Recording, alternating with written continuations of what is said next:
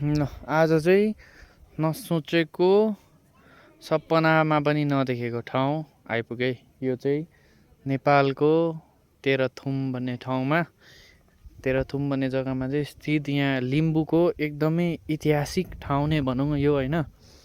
अनि हामी चाहिँ 3-4 दिनदेखि नेपाल घुमिरहेको छ। सो आज घुम्दै फिर्दै यो ठाउँमा पनि आउने मौका पाएँ। अनि सोचेको थिइनँ अहिले पनि मैले म यहाँ जाँदैछु भनेर।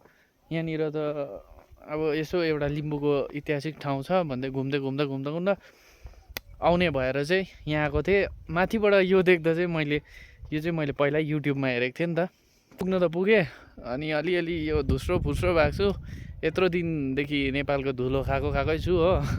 अन्त ओठहरू फुटिरहेको छ, फुस्रो के कस्तो देखिरहेको छ त्यो इग्नोर गर्नुहोस्। म चाहिँ तपाईँहरूलाई जग्गा देखाउँछु है ल। मैले त खासैमा अगाडिहरू पनि भिडियोहरू फेसबुकतिर हाल्दैछु, अनि कतिवटा हालेको छुइनँ, त्यो बादमा बिस्तारै हाल्दैछु। अनि एडिट गर्नुहरू पनि बिर्सिसकेको छु के भयो भन्दाखेरि हुन त युट्युबरै हो म, बिचैमा चाहिँ ग्याप भएर चाहिँ कतिवटा अब कति कुरा नमिलेर के हो के होइन। सो आज चाहिँ यो ठाउँमा आउन पाएँ। यहाँनिर चाहिँ कस्तो छ भन्दाखेरि लिम्बूको घरहरू चाहिँ हो, अनि यहाँ बिचैमा ढुङ्गा गाडेको छ, यहाँनिर पनि ढुङ्गा गाडेको छ। मलाई त्यस्तो खास यहाँको इतिहास चाहिँ याद छैन हो भन्नै पर्दा। मैले आजभन्दा धेरै अगाडि हेरेको थिएँ युट्युबमा, बट मैले भुलेँ फेरि होइन। अनि म यहाँ मेरो तुम्बाहरू हुनुहुन्छ, अनि त्यहाँ देखाउँछु, उहाँहरूलाई सोध्छु नि ल के कस्तो, अनि तपाईँहरूलाई पनि जानकारी दिन्छु है म यहीँबाट, किनभने एकदमै राम्रो कुरा हो नि त। ल यहाँ हेर्नुहोस् ढुङ्गा हो।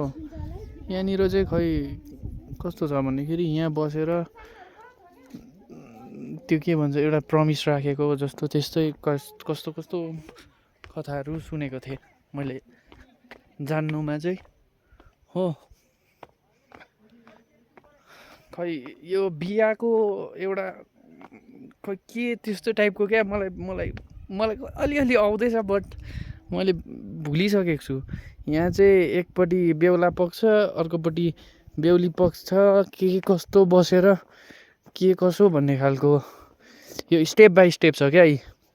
लास्टैमा यहाँ गएर यहाँ पनि के गरेर चाहिँ अब तलमुनि पनि यहाँ पनि छ हो। लास्टमा चाहिँ यस्तो केहरू छ। सो मैले भुलिसकेँ। युट्युबमा मैले एउटा भिडियोमा चाहिँ हेरेको थिएँ, बट भुलेछु। यस्तो रहेछ जग्गा। हामी चाहिँ खासैमा आफ्नो किपट ठाउँ आएको हात्ती खड्का हो, अनि घुम्दै फिर्दै यस्तै भइहाल्यो। यतातिर पनि घुमिङ होइन। सो यति भाग्यमानी रहेछु म पनि होइन, यति भाग्यमानी अब आफ्नो किपट आउनु पायो, घुम्नु पायो, मजा आयो। नसोचेको हो नि त, अरू सायद आएको छैन पनि होला, तपाईँहरू पनि आफ्नो ठाउँ जानुभएको छैन होला अहिलेसम्म हो।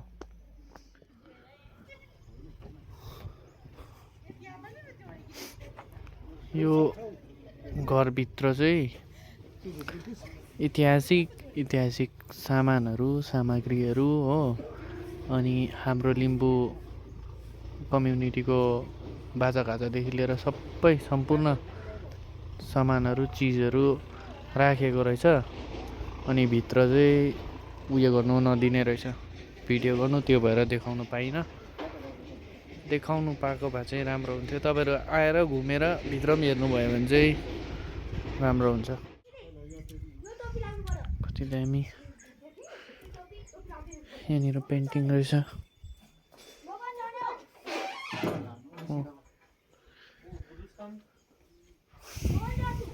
पेन्टिङ गरेको रहेछ।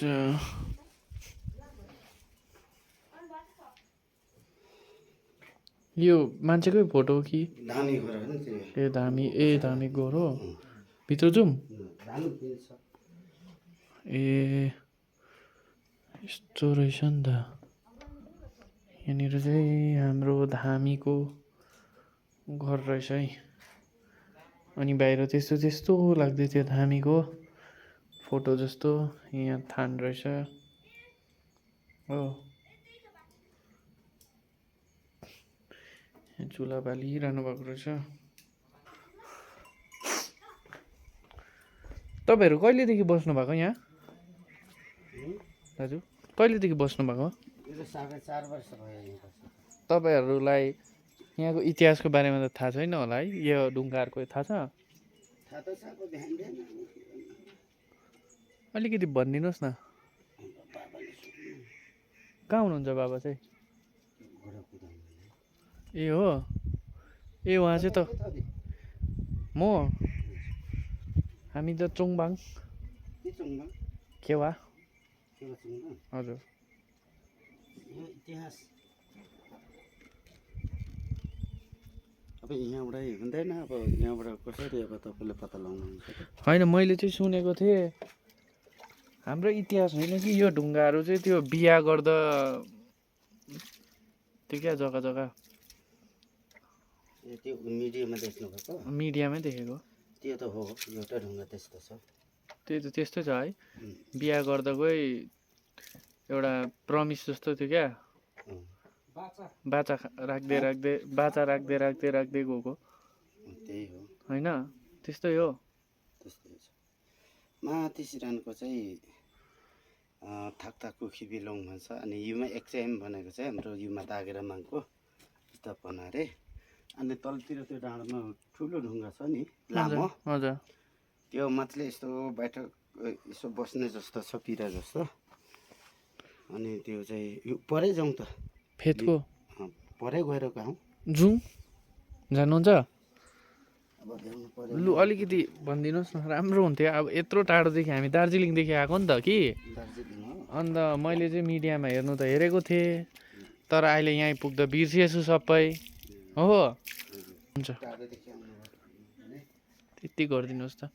ल है, अब राम्रोको कुरा चाहिँ के भयो भने यहाँ दाजुले बताइदिनुहुन्छ क्या यहाँको इतिहास के कस्तो त्यो ढुङ्गाको चाहिँ। म चाहिँ फेरि यस्तो कुराहरूतिर इन्ट्रेस्टेड छु। मैले भने नि मलाई घरहरू पनि मनपर्छ, यस्तो घरहरू होइन? यो मेरो पछाडि देखिरहनु भएको छ यस्तो घरहरू, अनि ठाउँहरू कति मजाको छ हेर्नु त।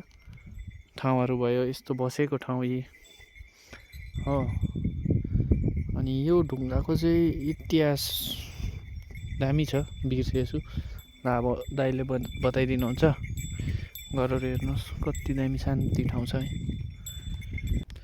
अब चाहिँ हाम्रो दाजुले यहाँको भनिदिनुहुन्छ है यहाँको इतिहासको बारेमा। ल बिचराले आफ्नो काम छोडी मेरो लागि आइदिनु भएको है, मेरो लागि र तपाईँहरूको लागि। चोलुङको धान भन्छ होइन?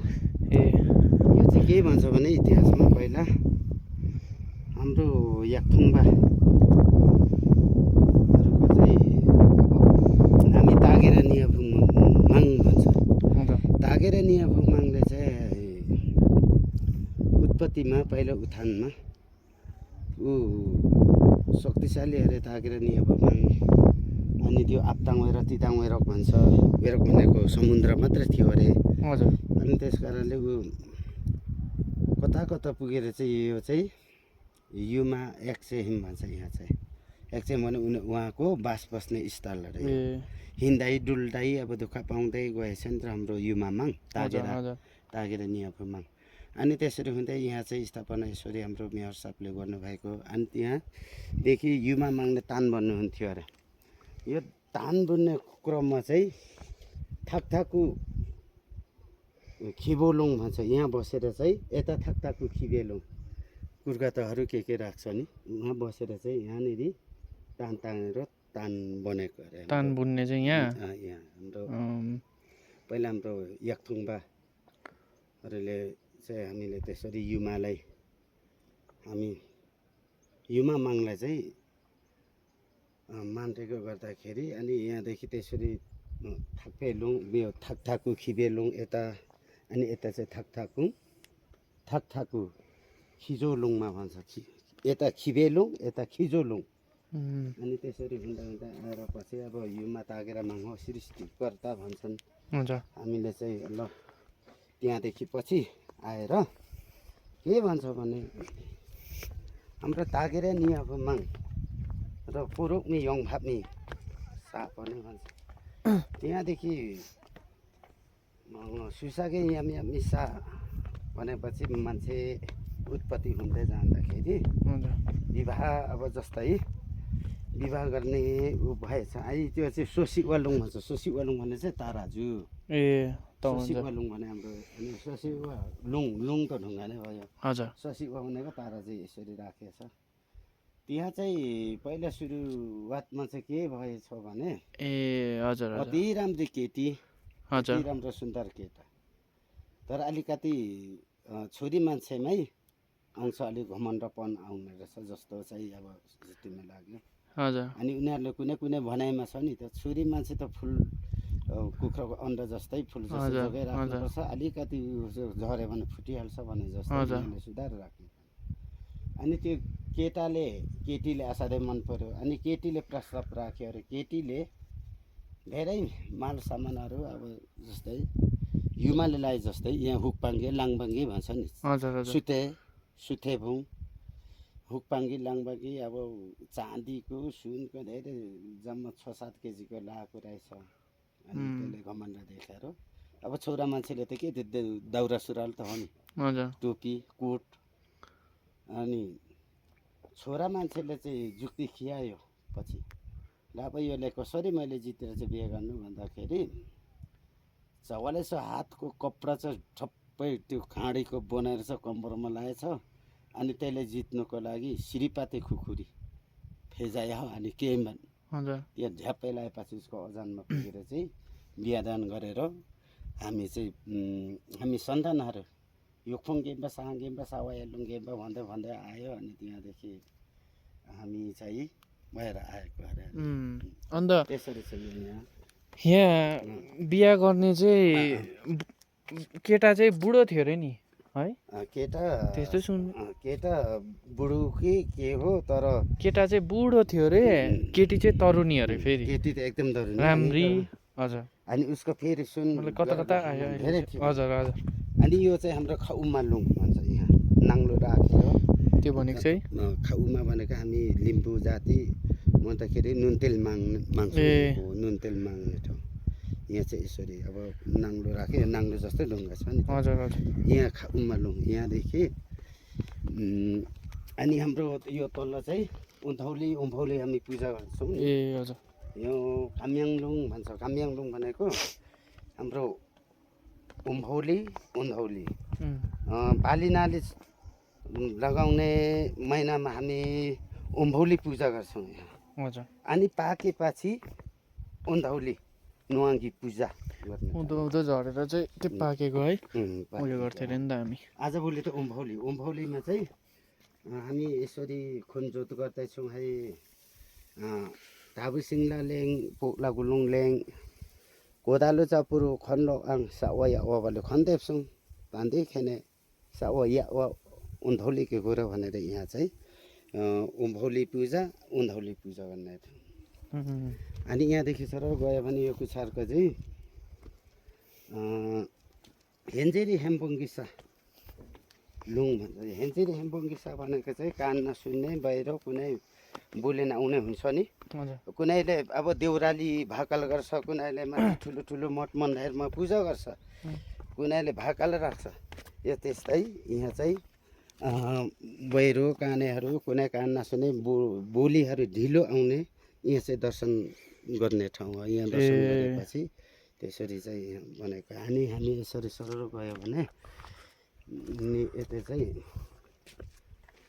हाम्रो के छ भने यहाँ चाहिँ पोरुकलुङ भन्छ पोरुकलुङमा चाहिँ अब केसामिसा नाम्सामिसा भन्ने पहिला थियो हजुर पिता पुर्खाहरूले पहिला गर्दा ल्याएको हामी चाहिँ केसामिसा नाम्सामिसा भनेर भन्छौँ अनि त्यो दाजुभाइ थियो सर यहाँ चाहिँ के सेकमुरी फुङलो अन्दङ फुङ भन्छौँ सेकमुरी अन्दङ अनि सेकमुरी चाहिँ केसामी भनेको केबा केबा भनेको चिन्नुहुन्छ नि चितुवा अनि नाम्सामी भनेको चाहिँ मान्छे